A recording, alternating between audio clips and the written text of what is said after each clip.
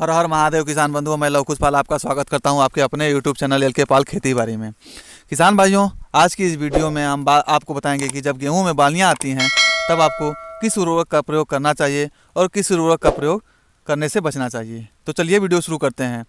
तो किसान भाइयों, आपके लिए यह वीडियो बहुत ही महत्वपूर्ण हो सकता है, इसलिए वीडियो को बिना भगाए अंत तक देखें। किसान भाइयों, अगर आपकी गेहूं की फसल गबोड़ अवस्था की हो चुकी है या फिर इक्का दुक्का गेहूं में बालियां आ चुकी हैं या फिर गेहूं में बालियां निकल रही हैं, तो ऐसे में सबसे बड़ी बात किसान भाइयों, आपको कौन सी उर्वरकों का देना चाहिए, मतलब किस पोषक तत्वों को देना चाहिए और किन पोषक तत्वों को देने से बचना चाहिए, जिससे कि आप गेहूं से कम लागत में अच्छा पैदावार ले पाएंगे। लेकिन बहुत से किसान भाइयों गलती करते हैं, जिससे उनका उत्पादन घट जाता है, क्योंकि गलत समय पर गलत उर्वरकों का प्रयोग करते हैं, जिसका गलत प्रभाव पड़ता है और अंत में खामियाजा भुगतना पड़ता है। तो अब हम बात करेंगे कि इस समय पर आपको कौन से उर्वरकों को देना चाहिए और कौन से उर्वरकों को देने से बचना चाहिए, क्योंकि यदि आप इस टाइम पर गलत चुनाव करते हैं तो क्या नुकसान होगा और कौन कौन से चीज़ों का प्रयोग करने से आपको गेहूं का उत्पादन अच्छा मिलेगा। चलिए किसान भाइयों, पहले हम बात कर लेते हैं इस टाइम पर कौन से उर्वरक को देना चाहिए। तो इस समय जो गबोड़ की अवस्था होती है किसान भाइयों, इस समय पर ऐसा होता है जब पौधे में फास्फोरस और पोटास की अतिरिक्त मात्रा की आवश्यकता होती है, क्योंकि जो पौधे में बालियां बनने की प्रक्रिया होती है, बाद में बालियां निकलती हैं और फिर दाने का भराव होता है। तो ये जो सारे काम हैं वो आपका फास्फोरस और पोटास की गेहूं की फसल में पूर्ति करने से हो जाता है। जो पोषक तत्व हमारे गेहूं के फसल की ज़रूरत होते हैं, जो कि आप बुआई के टाइम यदि आप दिए हों और तो इस टाइम तक पूरे पोषक तत्व पौधे को अच्छे से नहीं मिल पाता है और आपके पौधे में इन चीज़ों की कमी हो जाती है। तो पौधे में बालियां तो बनती हैं, लेकिन बालियां छोटी रह जाती हैं, दाने का भराव ठीक से नहीं हो पाता और दाना कमज़ोर मरेला जैसा हो जाता है। बहुत से किसान भाइयों के पौधे में एक समस्या और देखने को मिलती है कि इस टाइम पर पौधे में कुछ पीलापन दिखाई पड़ता है। तो इन पोषक तत्वों की कमी तो होती ही है, लेकिन साथ ही साथ नाइट्रोजन की भी कमी कहीं ना कहीं हो जाती है। तो किसान भाइयों, नाइट्रोजन की भी पूर्ति आपको करनी चाहिए, लेकिन आपको एक सही तरीके से और सही मात्रा में नाइट्रोजन का प्रयोग करना है। यदि आप गलत डोज नाइट्रोजन की देते हैं तो उससे नुकसान भी होता है। अब इस टाइम पर आपको पौधों में हल्का पीलापन दिखाई देता है, तो बाकी जो पोषक तत्व फास्फोरस और पोटास है उनकी तो पूर्ति करनी ही करनी है और साथ में इसके लिए भी उर्वरक का प्रयोग करना है। इसके लिए बाज़ार में 3 से 4 तरीके के उर्वरक हैं, उनमें से आप कोई भी लेकर प्रयोग कर सकते हैं। उनमें से कुछ हैं 13-40-13, 10-26-26 या 8-25-25 ले सकते हैं।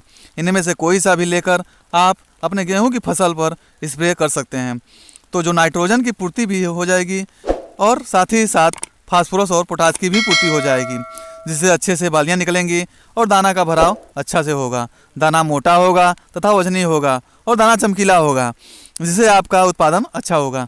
यदि किसान भाइयों यहीं पर आप केवल नाइट्रोजन का पूर्ति करते हैं और यूरिया का सीधे स्प्रे कर देते हैं तो फसल जल जाती है और फफूंद रोग भी काफ़ी तेज़ी से लगने लगता है। कभी कभी तो होता क्या है कि यदि आप थोड़ी कम मात्रा में भी नाइट्रोजन की लेते हैं और स्प्रे कर देते हैं तो होता क्या है कि बालियां जो हैं एकदम लंबी बड़ी बड़ी हो जाती हैं और पौधे की लंबाई भी काफ़ी हो जाती है और बालियां लंबी तो होती ही हैं लेकिन पतली रह जाती हैं, जिससे दाने का भराव उसमें अच्छे से नहीं होगा और दाना पतला एकदम जैसे मरेला जैसा हो जाता है।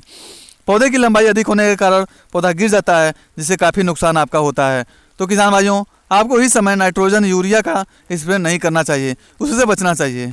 इसके अतिरिक्त किसान भाइयों, इस समय जब गेहूं गबोड़ की अवस्था में होती है, इस टाइम पर यदि आप बोरान दे सकते हैं तब आपको और भी अच्छा ज़बरदस्त फ़ायदा आपको मिलेगा, क्योंकि किसान भाइयों बोरान का जो काम है वह बालियों को अच्छे से निकालता है और उसमें दाने का भराव अच्छा से करता है और परागण की क्रिया को काफ़ी अच्छे से करता है, यानी परागण की क्रिया में यह काफ़ी सहायता करता है। जब परागण की क्रिया अच्छी होगी तो दाने का भराव भी अच्छा होगा। ये तो रहा किसान भाइयों फास्फोरस, पोटास और नाइट्रोजन की पूर्ति के बारे में। यदि आपके खेत में नाइट्रोजन की कमी नहीं है तो इसमें आपको कोई भी उर्वरक नहीं लेना है।